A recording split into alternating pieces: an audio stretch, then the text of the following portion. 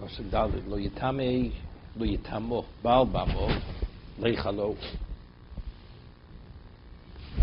He's not permitted to contaminate himself to his wife if she's bamo. If she's not a mes mitzvah, leichalo, then she should be desecrated. So Rashi says, he just before says he's permitted to contaminate himself to his wife. Lo yitame liishto psulo shimchulu bo. Because she desecrates him. What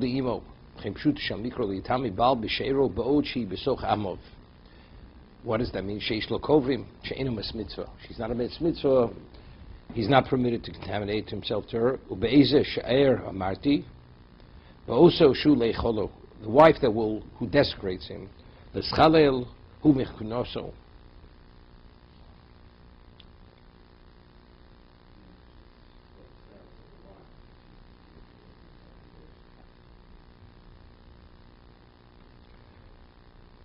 He married someone who's not appropriate for a Kohen. He can't bury her. He can live with her, but he can't bury her. She's a grusha, chalol, whatever it is. Lo yikru korcho.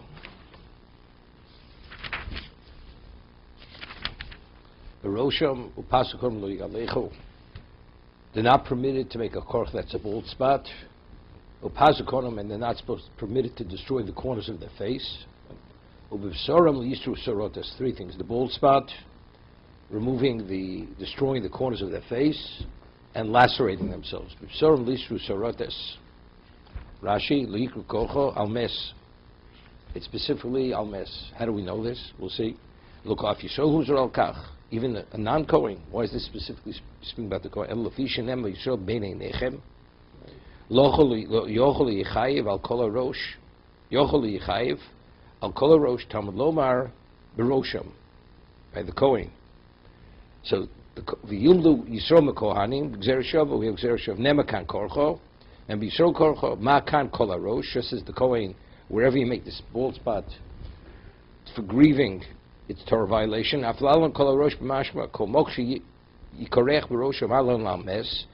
as the Yisrael doesn't mention mes by the Kohen, only by the Yisrael. Avkan mes, but it doesn't answer what to say over there. Beinei nechem, right? That. Upazukonim lo yigalechu.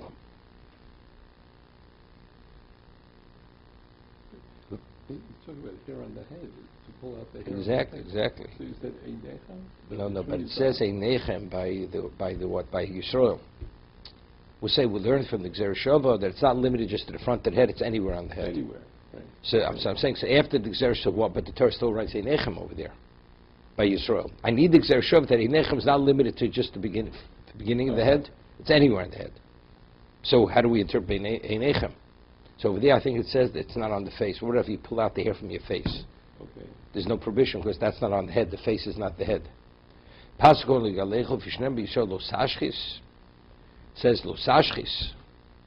Yocho lokat likto b'malkit b'hitni yechai. What about if he takes a tweezers and just pulls out each hair? So he's pulling out from the root.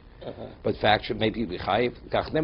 What's the yigalechu? It's the way one normally shaves. Right. She'enu chayv el al dova hakori giluach. Two things. It's giluach, it's shaving, a type of shaving where you destroy it from the root. And what kind of shaving is that? Zetar. That's when you shave with a razor with a straight blade. Maybe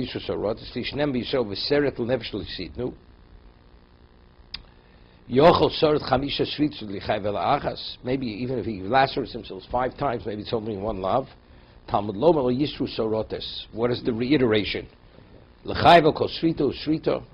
The one is liable for every laceration he makes.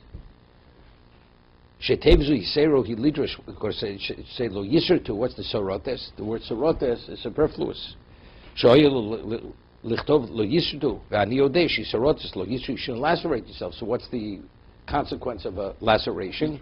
Each one. So what does that have? Sorotes tells that you're liable for everyone.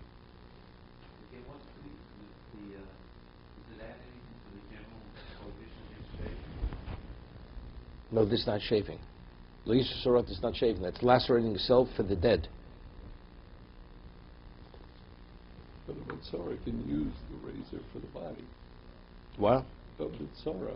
Anybody can use the Bible shave. You could also use a razor for your body. So I'm saying... It's not only Mitzora. So this is specific to the face that you can't use... But a Mitzora shaves the corners of his face. So that would be the... That's Xeris HaKosov. Yeah. For your face, you have 5 corners. What?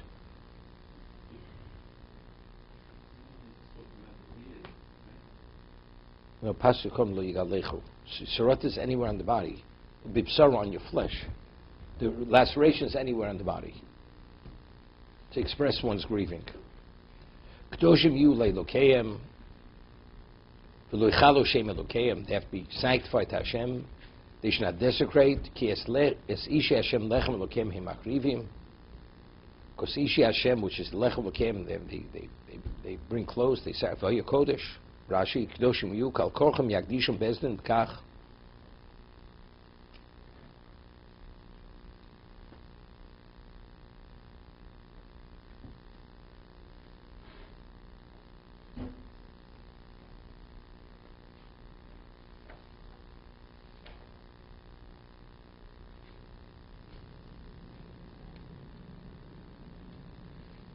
Well, the Sephara says, normally say, there's certain situations like Talmid Chochem Shmol Kvodo Kvodo Lochu. Talmid Chochem has a right to waive his honor.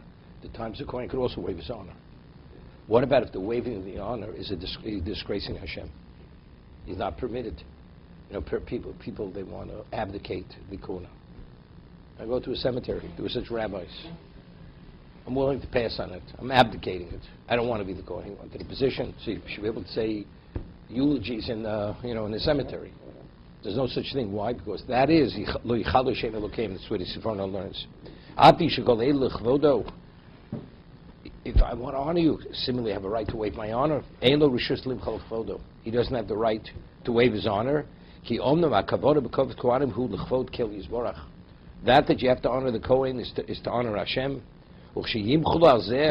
So when you waive one, you're desecrating his name. And that's the same thing with the Talmid Chochem.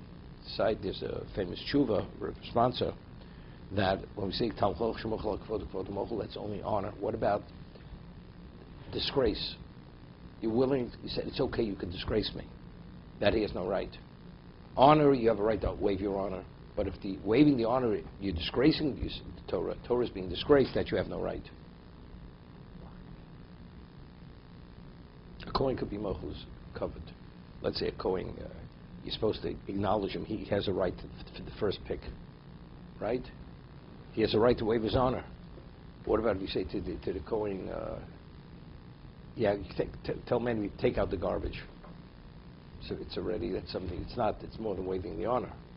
And the person feels it's beneath his dignity to take it out. Even if he wouldn't be a Kohen. He's not permitted to waive that honor. Because that you're disgracing the man, it's not honoring. Right? If it's not honor, it's at a neutral level. But if it goes beyond that, below that, you're not permitted to do. Okay? Let's see the morale.